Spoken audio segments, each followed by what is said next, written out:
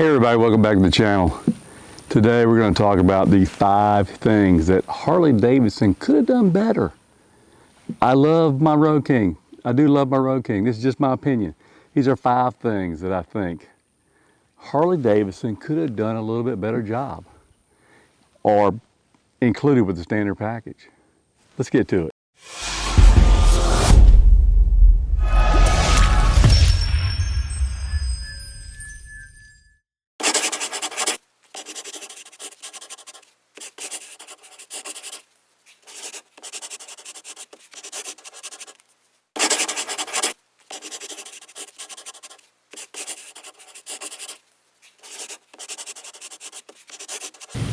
Rusty bolts on the brake rotors.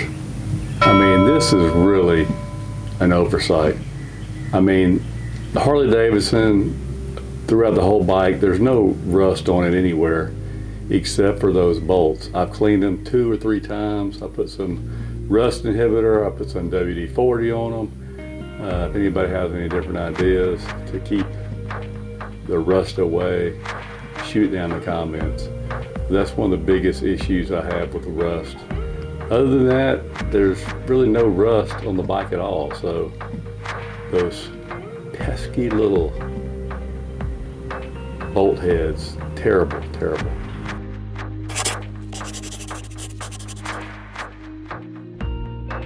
USB. That's another thing. It didn't come standard with the USB. I had to install my own USB. I mean, it actually comes with a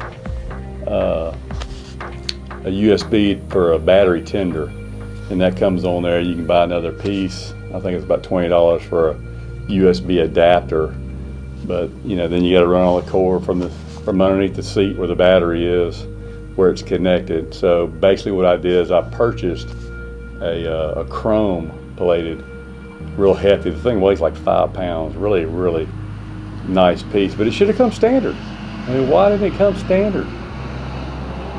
Another gripe I have, not really much of a gripe, but every bike has them except for the Sportster and the Road King. I don't know.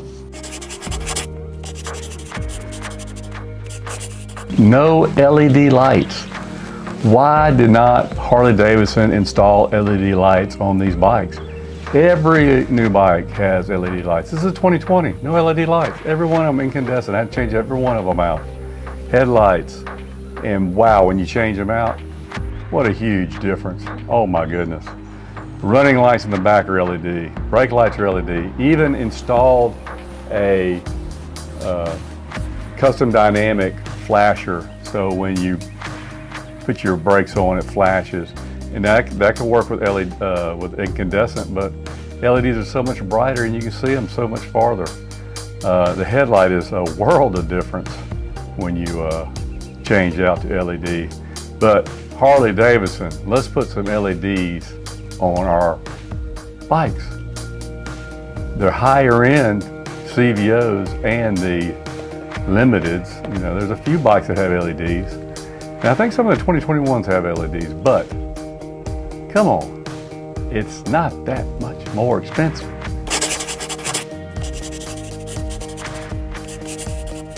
Every Harley Davidson needs a stage 1.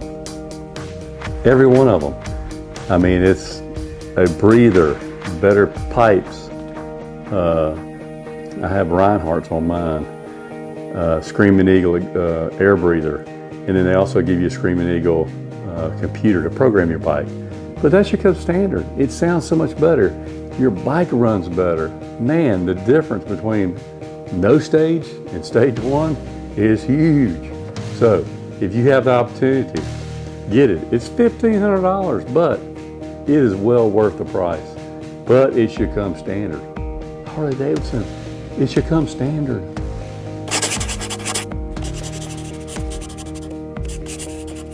Number 5, last but not least, number 5, the alarm. These bikes come standard with alarms, every one of them. They got a keyless fob. If you don't have your fob with you, you can put in a code. It flashes, it won't start. There's basically a basic alarm. With that alarm comes an audible alarm. That isn't extra option you have to purchase. I mean, it's kind of nice. Why wouldn't that be included in the original purchase price? I mean, why wouldn't that be original option? That just doesn't make sense to me. You have an alarm, you have this function, but it doesn't have anything audible. You know, someone's messing with your bike, it starts going off. I mean, that's a good feature to have, but you have to pay extra for it. That is my 5 top gripes. Those aren't huge gripes, but I think Harley Davidson could do a little bit better in those facets of the bike. The 2021 Road King that just came out, they have I think the biggest thing is the cable clutch instead of a hydraulic clutch. You have a little bit more control, I think, with a cable clutch. But I'm stuck with the hydraulic, and some people like the hydraulic. I've actually gotten used to it. But anyway, thanks for watching, everybody that's watched this far. I appreciate you coming back and watching. I'm about a month and a half away from my 1-year mark with the Road King, and I'm going to give you a lot of examples of the things that I've had to take in for service and some of the things that I damage myself. I mean, it's inevitable when you have a motorcycle, you're going to damage something. So I give you a rundown of the things that I had to bring it in for service for, and the things that that were my fault, and be looking forward for that video. Anyway, thanks for joining me, and we'll catch you next time.